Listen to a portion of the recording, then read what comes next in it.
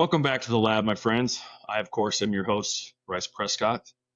And today I'm going to do something a little different. I've done this a few different times over the course of recording my podcast, and it went reasonably well.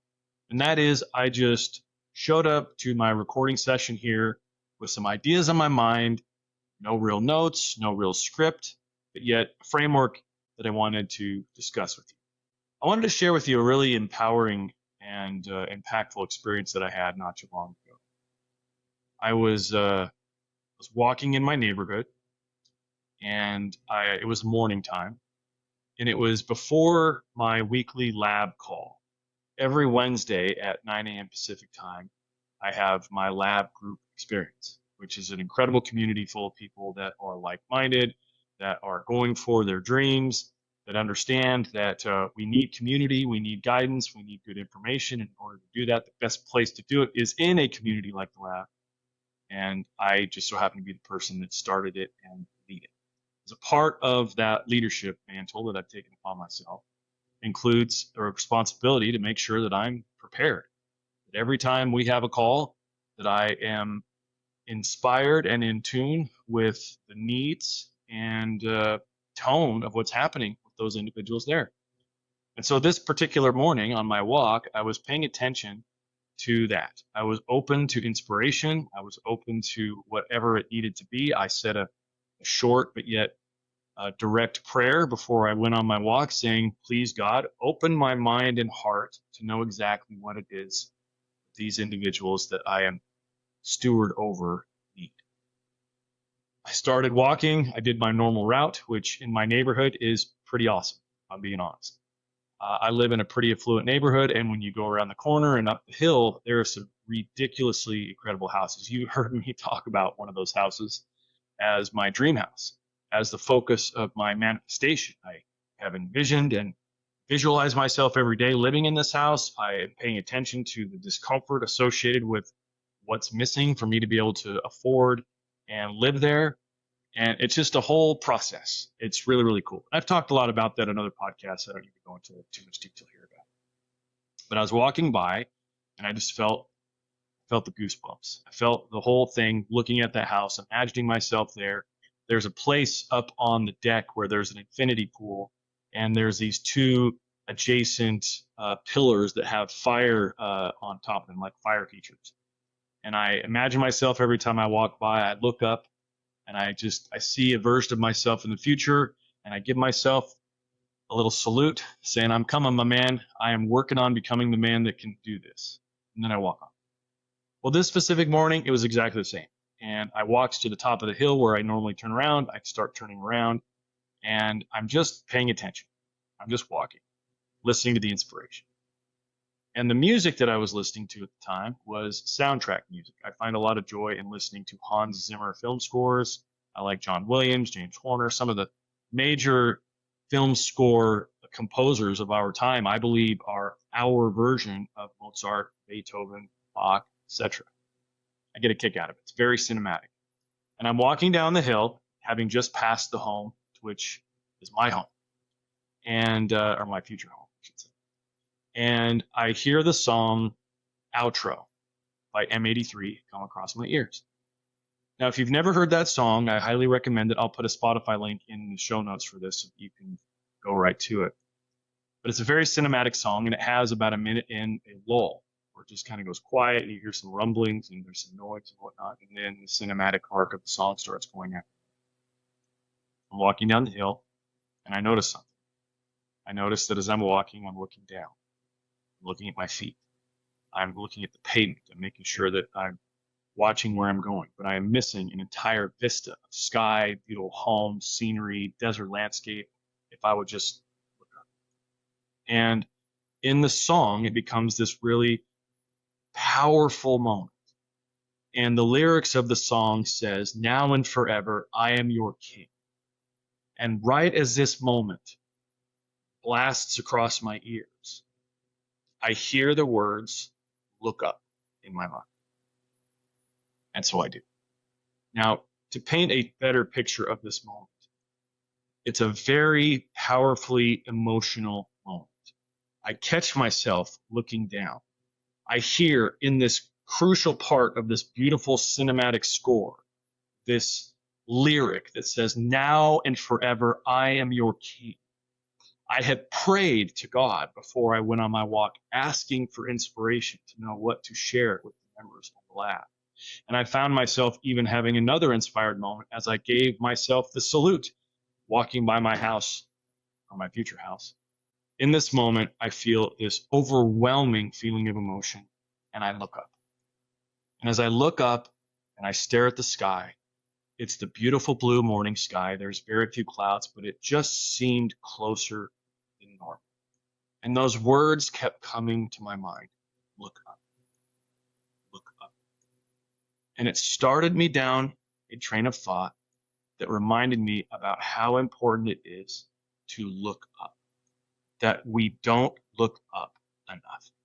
That quite literally, looking up is a posture. It's something that shifts with the tilt of our neck and the rise of our eyes. Where our gaze goes is a direct result of the posture of our bodies. And so I'm looking up in the sky and I feel emotion to such an intensity, tears start to fall. I start to just feel it all over my body. I start to feel that this is the answer. This is what not only the lab needs to hear, but the world needs to hear. They need the reminder to look up. And also the reminder that shame and guilt and sorrow and depression look down. And so the life that we choose to live is clearly a mechanism. The very first part is we have to look up. As I finished walking and I was weeping and enjoying just the flood of emotion, I had some other real deeply personal revelations come to me in that moment. And I thought about those things and I got closer and back to my home and I started realizing something. I started realizing how we make looking up more difficult than it needs to be. That there is literally nothing to lose by being optimistic. By choosing to look up at everything in your life and not only hope for, but to start expecting the best outcome, the best result, the best environment, the best scenario. It costs us nothing. If anything, it's an investment in the likelihood of experiencing. Skepticism costs us a lot. It costs us the joy of the moment. It costs us the hope of what could be. It chips away at our faith. But yet optimism and looking up does none of it. And even in the event that the very thing to which you are hoping for, having faith for, looking up to and toward, does not happen, your lived experience was at least more hopeful, more exciting, anticipating what could be. Now, as I started thinking about this podcast, I didn't want to script any of that. I didn't want to read it off a teleprompter. I didn't even want to have an outline. I wanted to just sit down and let the Spirit, so to speak, work through me. Sometimes the Spirit moves. And I don't mean that in a very literal sort of religious way, but I mean that there is a spirit of inspiration that comes over all of us when we do look. This podcast that's being released is one that was recorded after last week's podcast that I thought I lost. I had shared in the podcast that hasn't been released yet my experience of telling jokes with Jeff Dye in a comedy club setting as his opener, doing an improv comedy show, getting back on the horse and allowing that part of my personality to be let off timeout for a moment. And that too was a mechanism of my looking up. And what I want to do is I want to encourage you right now and ask you specifically, where in your life can you look up? Where in your life are you giving too much power towards negativity, towards gloom, towards rumination? Where are you looking for the holes in the game instead of benefits? Where is it that you are robbing yourself of a moment similar to mine, where the accumulation of all of your senses come to be and allow you to feel very, very close to deity? I want you to look at that and I want you to consider what that would mean. It's been an interesting couple weeks since that experience happened. Because in that, things have continued to go well. I've had my moments where I've been, of course, looking up and being excited for things to happen. Of course, I've had things that didn't work out, and of course, I've had things that weren't exactly what I planned. They didn't seem to sting as much. There was a healing balm that came by being optimistic and hopeful. And one of the key parts of that, I think one of the key parts of the law of attraction, of manifesting, and naturally of creating your best life, is that I stayed in motion. Being in motion is the facilitator for every important thing that you would ever want to experience in life. Every aspect of your best dream life requires you to be and stay in motion. It's the motion that puts you in new environments. It's the motion that lets you meet new people. It's the motion that lets you have new skills that you learn and develop. And it's the motion that gives you hope, because now you are starting to have the things that you want feel more and more familiar. I like to remind people in my lab group and just general clients that the achievement of your goals is not a black and white experience. It's a spectrum. If you were to map out for yourself, as I've referenced in other episodes, your lists of 100 material items, 100 experiences that would make up your best life, you will notice that if you were to get all of those all at once, it would be extremely overwhelming, and you wouldn't be able to handle it. And so life and the life you're going towards is on the spectrum. And so this encouragement to both look up and to stay in motion is an encouragement and an invitation for you to experience a piece of that best life today by allowing yourself to feel happy about where you are, to be thankful for the blessings in your life, to then, of course, when you complete your goals or do what you say, you reward yourself in ways that inch you towards, on that spectrum, the other side where you have everything you've ever dreamed. It really is that simple. Now, it doesn't mean that it's easy, because there is difficulty associated with getting out of our own way and allowing programs that are currently running in your mind and in your body to attempt to sabotage you away from both looking up and staying in motion. But the beautiful part is that you have control. You don't have to let sabotage you. When you can have moments of stillness every single day via meditation or visualization, and I would even add to that breath work, you will find yourself being made aware in your internal state of the sabotage that you complete against yourself.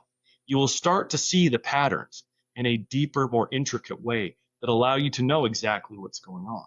You will allow yourself then to make course corrections, or then to start to fortify the thing that's causing you to sabotage yourself. We've been blessed with the ability to create self-awareness. And taking it even a step further, there's a concept called metacognition, which is where you can actually observe your thoughts. And you can question your own thoughts when you find thoughts that are entering into your mind that do not support your best life, that do not support your best decisions, thoughts that could be an attempt to help sabotage you away from those two things.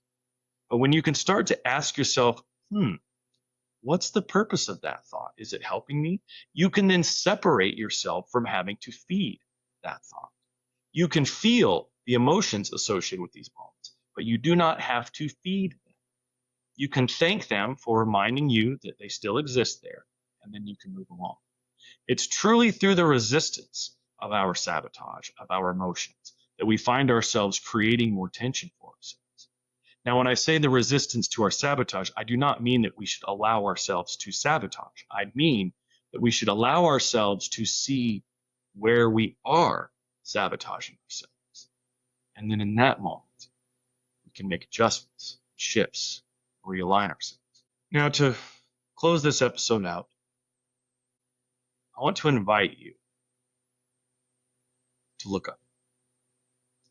I'd like to invite you to get in motion, to allow yourself the benefit of experiencing a sliver of success today. so that it can build upon what you're already trying to accomplish. I'd like to encourage you today to get out of your own way, to see yourself as you are, which is an incredibly capable, powerful, insightful human being. It has all of the world at its fingertips. Every resource you could ever desire is close upon if you're only willing to see. Friends, that's all I got for you. You're listening to The Lab. I'm your host, Bryce Prescott. And like I always say, until next time, take it a date. I'll see you.